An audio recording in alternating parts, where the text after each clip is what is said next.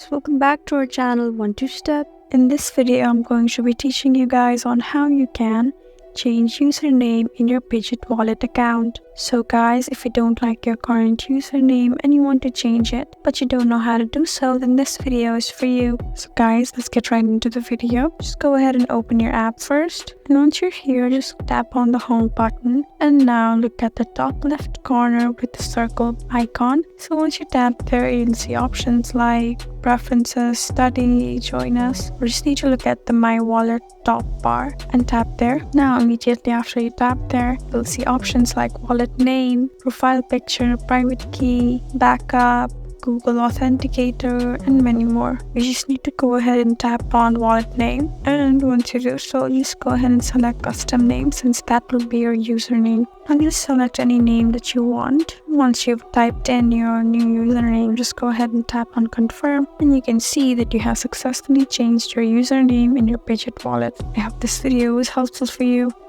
If you found this video helpful, please leave us a like and drop us a comment down below.